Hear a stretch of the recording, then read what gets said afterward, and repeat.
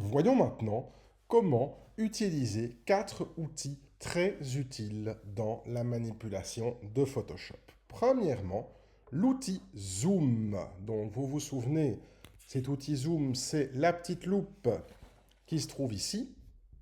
Je vais le sélectionner. Vous voyez que sur le dessus, j'ai effectivement le plus pour le zoom avant, le moins pour le zoom arrière. Si vous vous placez sur l'image, vous voyez ici qu'au centre de ma loupe, j'ai un moins. Donc je suis sur le zoom arrière. Et effectivement, si je clique, on voit que je recule. Pour passer sur le zoom avant, deux possibilités. Soit aller sur la barre d'outils du haut, cliquer sur la petite loupe avec le plus, et vous constatez dans ce cas-là, effectivement, mais que j'ai de nouveau un plus au milieu. Je clique, j'avance. OK, au niveau du zoom. Autre possibilité, si vous appuyez en même temps sur le bouton Option, donc vous voyez ici que mon zoom est réglé sur le zoom avant, vu qu'il y a un petit plus dans la loupe. Si j'appuie en même temps sur le bouton Option, eh bien, vous voyez que ce plus se transforme en moins. Et dès que je relâche le bouton Option, il redevient un plus. Donc si je maintiens Option appuyée, j'ai le moins.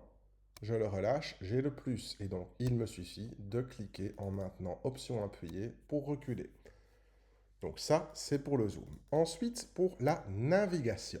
La navigation est intéressante quand j'utilise des zooms importants. Vous constatez ici que j'ai une image de très grande taille. Si vous regardez bien, elle est là, telle qu'elle est, à 100% de sa taille réelle, ce qui signifie effectivement, eh bien, qu'elle ne peut pas être visualisée en taille réelle, en entier, sur l'écran. Dans ce cas-là, comment vais-je procéder? Je vais aller afficher ce qu'on appelle la fenêtre de navigation. Je vais dans le menu Fenêtre, je vais cliquer sur Navigation. La fenêtre de navigation apparaît. Vous voyez que dans ma fenêtre navigation, vous voyez mon image en petit avec un cadre rouge. Ce cadre rouge détermine la zone affichée à l'écran. Si je vais cliquer sur la petite main et que je vais déplacer ce cadre rouge, vous constatez effectivement que la zone qui apparaît à l'écran est modifiée. Donc ceci en ce qui concerne l'outil de navigation. Ensuite, je vais, pour le reste de mon travail, dézoomer pour afficher mon image à taille 25% de manière à ce qu'elle soit en entier sur mon écran. Les deux outils que je vais vous montrer ensuite sont les outils taille de l'image et taille de la zone de travail. Taille de l'image. Donc, soit aller dans Image, taille de l'image comme ici, soit on l'a indiqué, utiliser Option, Commande et I. Vous avez la possibilité, première, donc effectivement, de modifier la taille de l'image.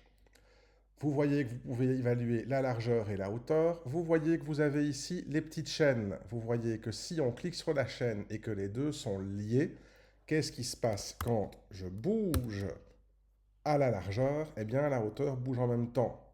Si je les délie, eh bien, dans ce cas-là, ce n'est plus le cas. Ok, donc, cliquez sur la petite chaîne quand vous voyez les deux petites barres qui sont là. Les deux paramètres sont liés. Si je déclique, ils ne le sont plus. Vous voyez que vous avez la possibilité de régler de nouveau en pourcent, en pixels, en pouces, en centimètres, en millimètres, voire même en colonnes, si vous placez les repères. OK?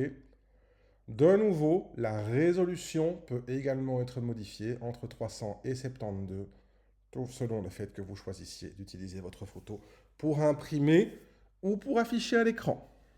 Donc si je clique sur OK, vous voyez que à 25%, mon image est devenue beaucoup plus petite. Je zoome jusqu'à la mettre à 100% et vous la voyez à ce moment en taille réelle.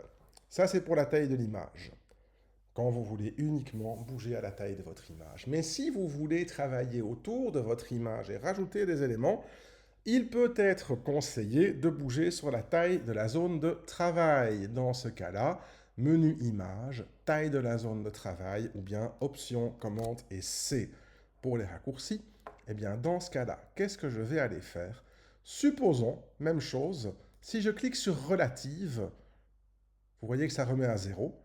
Mais dans ce cas-là, moi, ce qui m'intéresse, c'est effectivement d'avoir, on va rajouter un petit peu sur les différents côtés.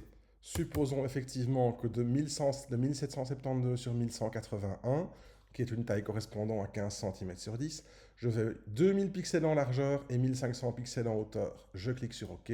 Regardez ce qui se passe. J'ai toute une zone transparente qui apparaît autour de ma photo et qui me permet d'avoir de l'espace libre pour travailler. Supposons par exemple que je ne souhaite travailler que sur un côté de la photo, uniquement en haut, et un côté vertical, uniquement à droite. Eh bien, je vais de nouveau aller chercher la taille de la zone de travail. Je vais de nouveau mettre 2000 sur 1500. Et ce que je vais aller faire ici en dessous, c'est que je vais aller sélectionner les différents endroits où je souhaite effectivement que mon espace supplémentaire s'ajoute. Vous allez dans ce cas-là devoir aller cliquer sur un petit carré. Le petit carré sur lequel vous cliquez parmi les 9, c'est l'endroit où va se trouver le centre de ma rajoute.